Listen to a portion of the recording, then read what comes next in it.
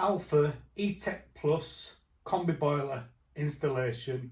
My name's Hart, and in today's video I'm going to install an Alpha boiler. I've never actually installed an Alpha boiler before, so hopefully this will be an interesting video for all of us. I would like to thank Heatable and Alpha. Heatable has seen what I've been doing with the channel and I've been trying to help new people into the industry, and Alpha and Heatable have joined up together to send me this boiler free of charge. So as I say, this boiler, I've been sent it free of charge. If you've had any dealings with these boilers, if you've installed these boilers, please put a comment below, let me know what you think to them. I really appreciate that. And I'm going to just go through this installation. So I'm going to read instructions, and I'm going to go through installation, and hopefully we'll all learn something in this video today. Yeah, so without further ado, let's have a look at this video.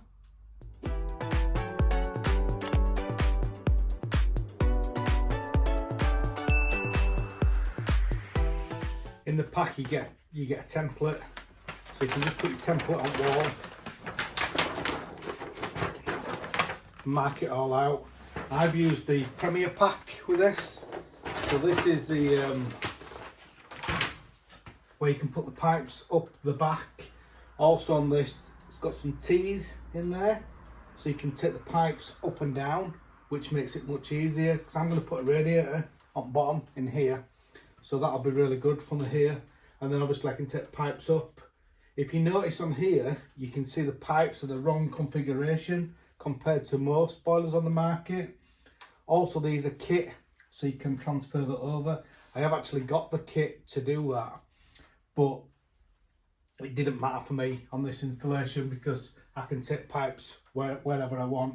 It's also got a built-in filter under here, so your magnetic filter, it's built in. Also, it's got a built-in filling loop.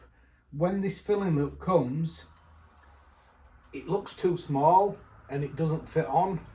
And what you've got to do is just gently pull it apart, slide it apart a bit, and then you can screw it onto your connections, onto jig. So quite easy.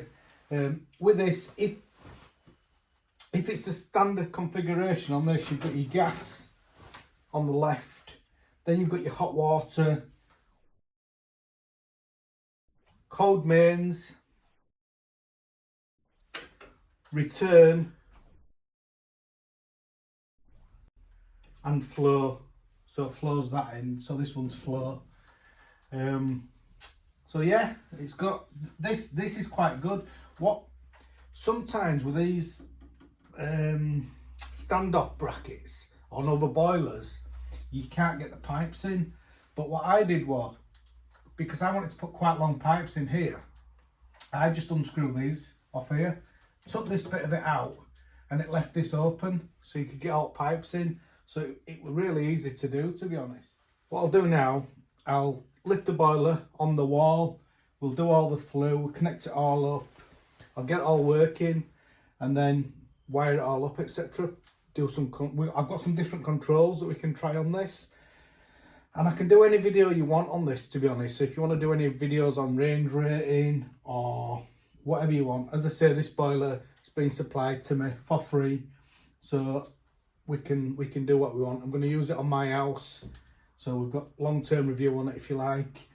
If you do like this type of video, please put a thumbs up, as I've said already, and add a comment below.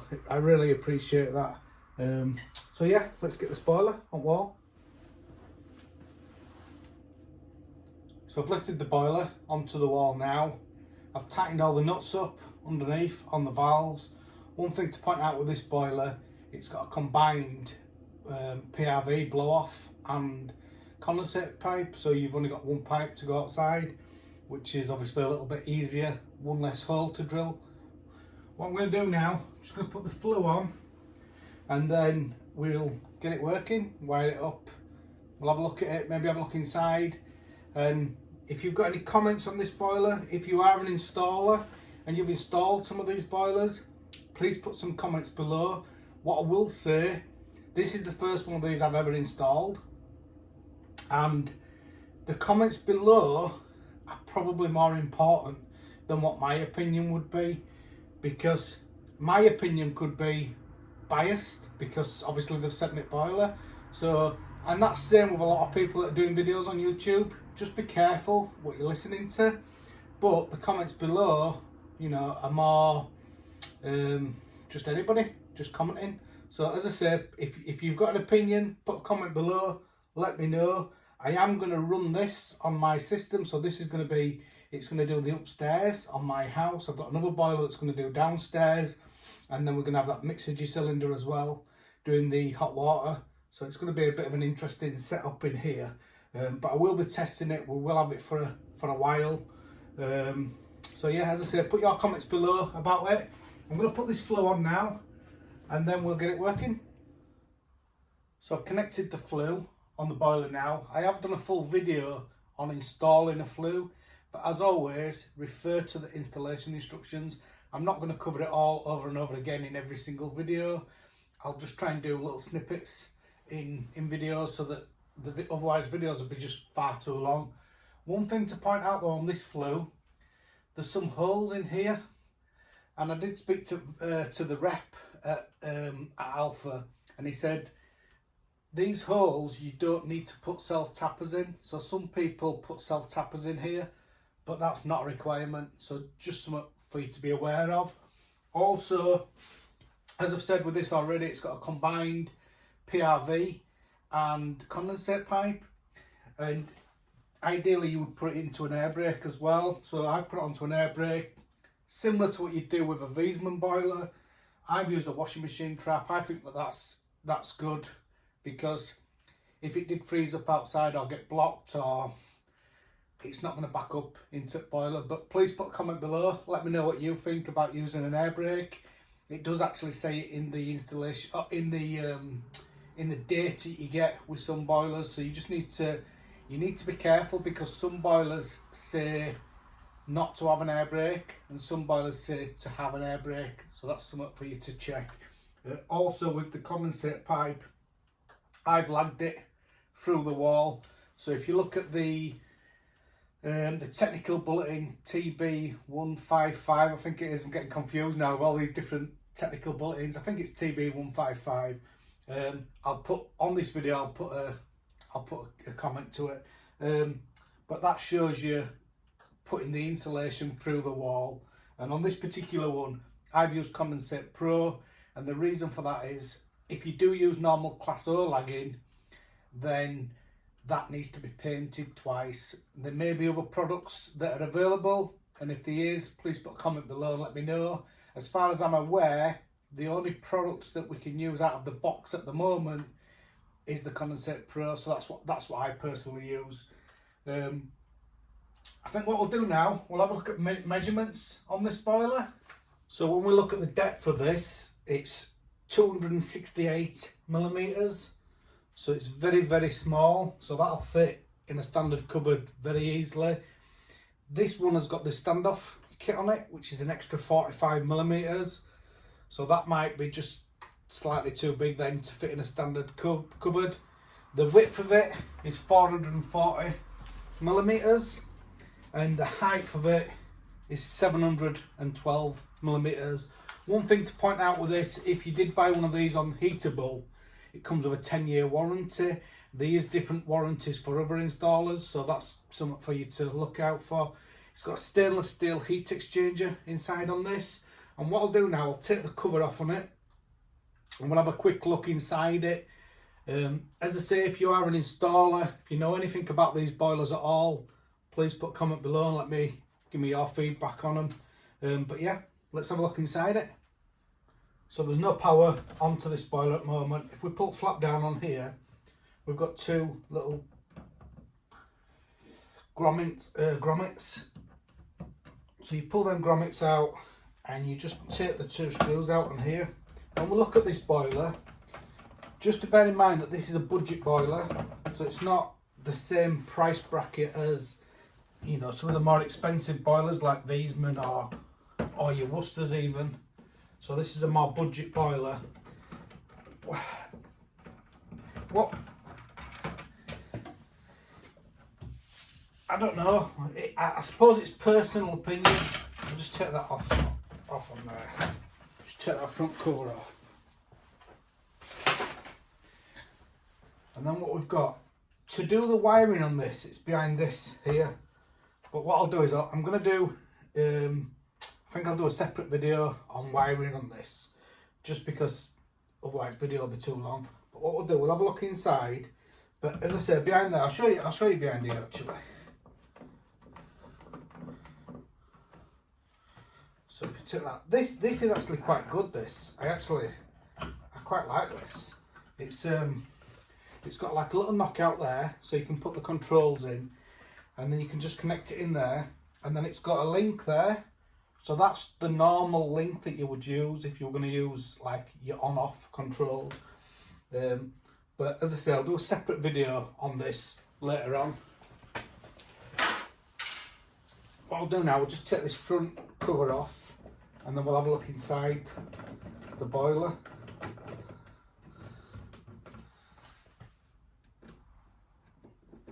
And as always, if you're going to work on a boiler, you need to be gas safe registered, and you need to be competent to do so. There's a lot of talk about competent. So the regs say you need to be competent, but they also say that you need to be competent. You need to have and be trained on the correct testing equipment. So there is a little bit of a room for misinterpretation, but in my opinion, the only time when you would find that somebody could be competent and not be gas safe registered, and I'm not saying this is right or wrong, but say for instance you're a trainer and you're in college and you're training gas engineers and plumbers how to do gas, then I would say even if you want gas safe, there's a good chance that you could be competent to be able to do a boiler. In them scenarios, that's where it comes in about the competence, in my opinion. But again, put your opinion below. There's a lot of people, in my opinion, DIY should never ever mess about with a boiler. You should never go inside a combustion cover on a boiler. I go to so many where burner seals have failed, especially on your Worcesters and things. Burner seals have failed, and I might have gone there for something totally different, like a leaking Worcester, a leaking boiler. So yeah, so that's my little rant with that. But anyway, let's have a look inside on here. One thing, first of all, which I think is really, really good in this boiler is this, and this is the combined PRV. So you've got your pressure relief valve there, and then this is your condensate, and they're combined. So what that means is you only have to have one pipe going to outside. So condensates now, people are complaining that condensates are a little bit awkward to install because we've got to put insulation and things on now. But we don't have to do an extra pipe for PRV. So it sort of swings in roundabouts a little bit. And then again, when we're looking here, we've got a stainless steel heat exchanger. This, I'm told, is one continuous coil. So there shouldn't be any issues at all with that heat exchanger blocking up. You'll still have issues with a plate heat exchanger because that'll be down to the system water quality. If the system's flushed, I have flushed this, and I'll do a separate video on flushing. If the system's flushed, you should never have an issue with a plate heat exchanger, or very few issues. I've personally, I don't know of any boiler that I've ever installed, ever, and there probably will be some somewhere, but I don't know of any where it's had to have a plate heat exchanger changed. And I go to quite a lot where we need to clean plate heat exchangers out, normally because the systems are really mucky. So as I say, if you have the boiler installed well and flushed, then you shouldn't have issues with a normal main heat exchanger. But this main heat exchanger will be more, it's not going to be problematic with dirty systems on the main heat exchanger. But as I say, with the plate heat exchanger, if there's muck in the system, it will block up like any boiler. You've got a Grundfos pump in here, which is a 1560 pump. If we have a look in in there as well. We've got your composite components on this, but it has got a 10-year warranty, so hopefully they will be okay. At the back we've got the plate heat exchanger, and it looks fairly easy to work on, to be honest. In fact, it looks really easy to work on. If we take condensate trap out on there, there'd be loads of room to get that plate heat exchanger out. We've got expansion vessel there as well. If we have a look at the thermistors, they're clip on, so there's no wet pockets on this as far as I can see. And I think what we'll do in a separate video, I'll strip this down. I'll do how to service one. One thing I've noticed as well in here, on the inside, it's got insulation on sides, so that should help with sound as well. So yeah, all in all, looks quite a nice boiler really. To say it's a budget boiler as well, it does look okay. Time will tell. As I say, I'm going to test this in my house. I'm going to have it running. I'm going to have all my upstairs running off this boiler, and as I say, I've got another boiler to run downstairs. So we'll see how we get on with it. But if you've got any questions, please put them in comments below, and I'll try my best to answer them. If you want any particular videos on this boiler, again, put some comments below and I'll try and do a video on them. I will be doing lots of videos on this boiler and the other boiler that Heatable have sent to us. Once again, I'd like to give a big thank you to Heatable, because I wouldn't have been able to do this video today without them. And also to Alpha as well for supplying the boiler. Yeah, thanks very much. Thanks for watching. That gas valve looks like it's a similar one that's in the Ideals as well. If anybody knows, please let me know. As I say, Grundfos pump, diverter valves up front there, easy to get to, PRV.